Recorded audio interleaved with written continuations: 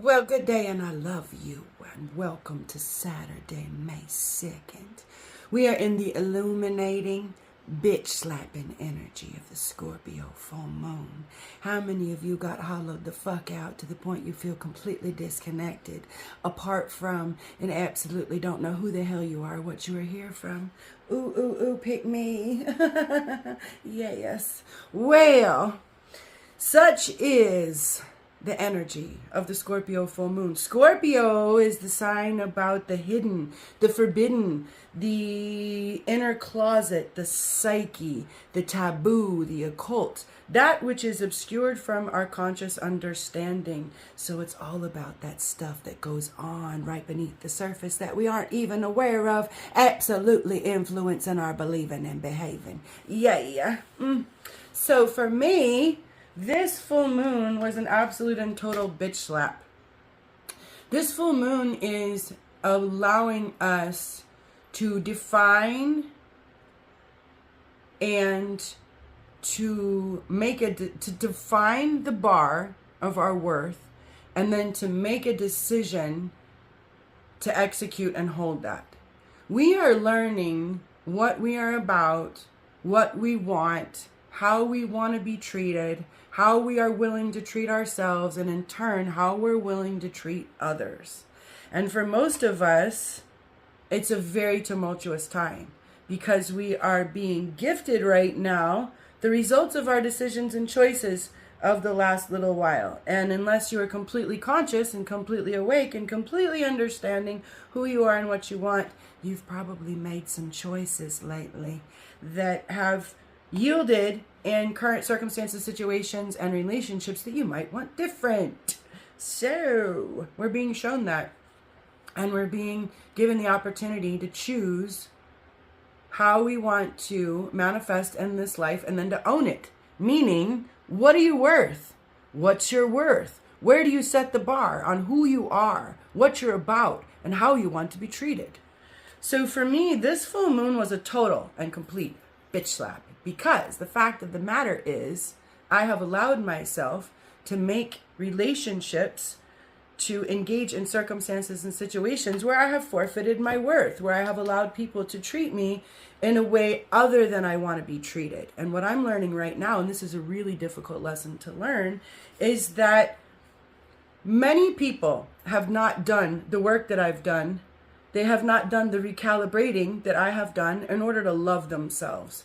They have not invested the time, the energy of giving, of surrendering to loving self. That's the hardest thing I've ever done in my life, by the way. And it's not done. I'm in process. I am in the folds of learning and allowing myself to be amazing, miraculous, and benevolent and beautiful.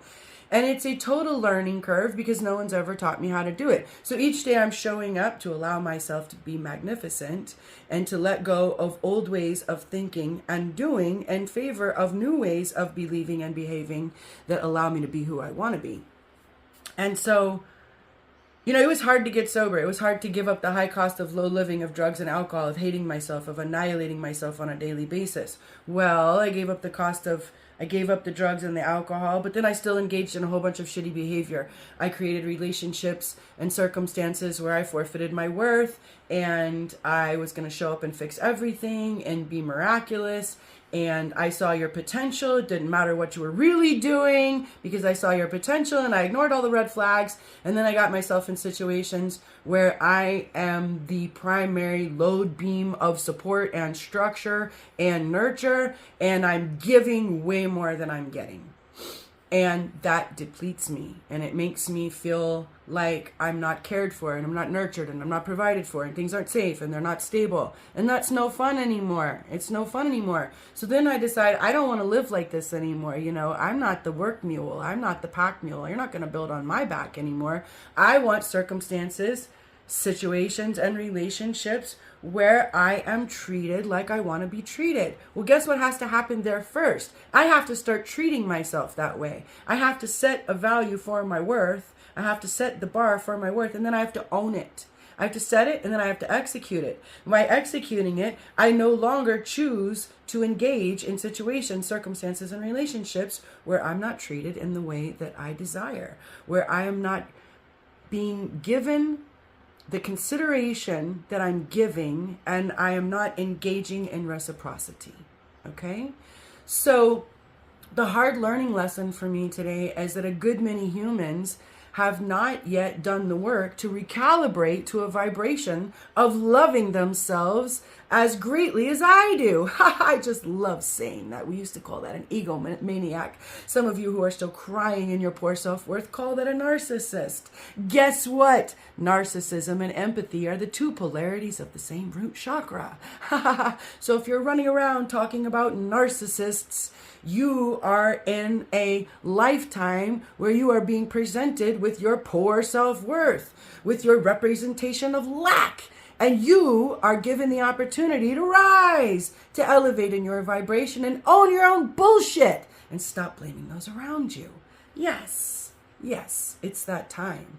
It's that time on earth where we're seeing in front of our faces the manifestations of our inner workings. Our inner condition creates our outer circumstances. And so for me personally, this is a new day where I am setting healthy boundaries because I know who I am. I know how I want to play, at least to a degree. I don't have it all figured out yet. But I know what I don't want, and I know how I don't want to play, and I know how I don't want to be treated.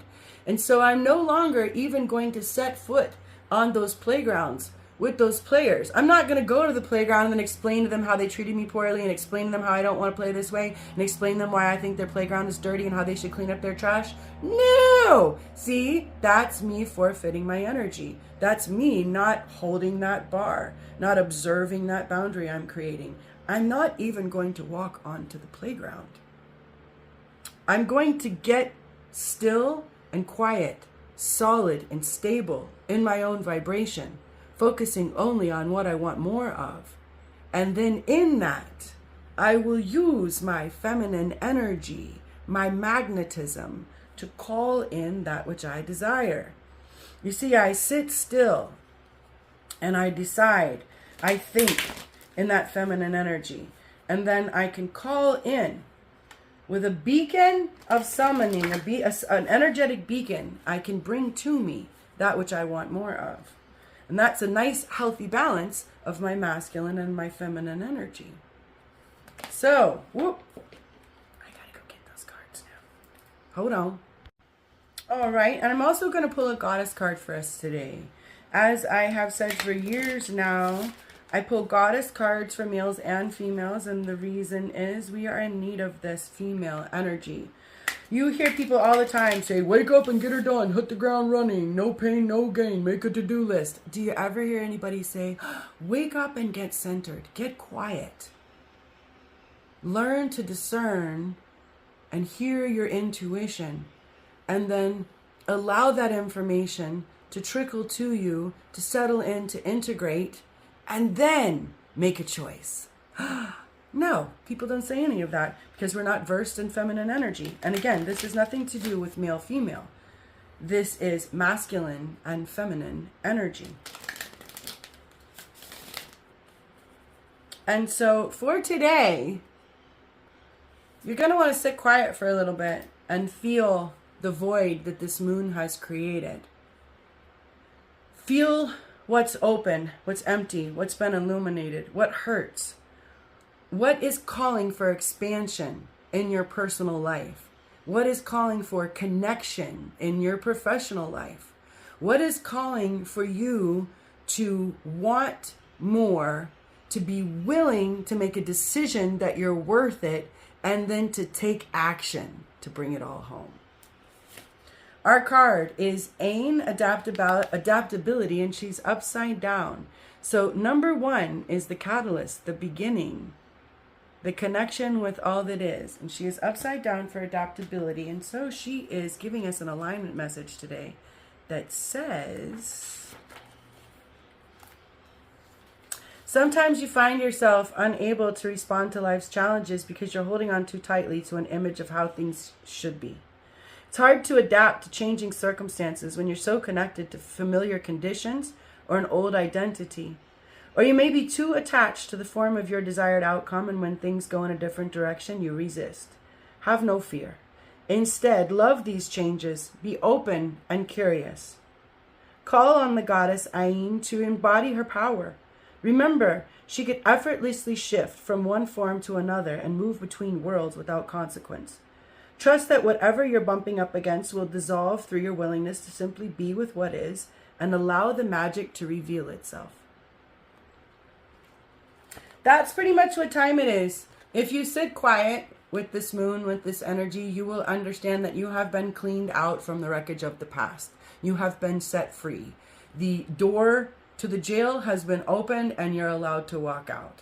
The deal is, so many of us humans are so tightly gripped with our belief systems. We're so attached to the structures that have been created that we're literally not even willing to allow ourselves the opportunities and possibilities to redefine what we think, to reassess what is possible. Most of us have death sentenced, typecast ourselves, our circumstances, this world and its possibilities. And many humans right now are very gripped in the fear paradigm, the fear mongering, and the, oh God, it's going to turn out so poorly. But you forget you're a mammal on planet Earth, on an Earth that forces adaptation, in a body that is on board with evolution, whether you want to be or not. So all you got to do is show up. All you got to do is show up, open the door, and allow. Oneness is my true nature. That is the truth. These are the cards that fell on the floor. That is the truth. And as you embrace it and become a part of, instead of apart from, you will understand that the universe has your back. Yes, you do. All day, every day. She's waiting for you to show up and play. Thank you for being here. Please subscribe to my YouTube channel. If you are interested in personal coaching or working with me, you may come into the village. Send me an email at vitalityquantumhealth@gmail.com. Mwah! I love you so big.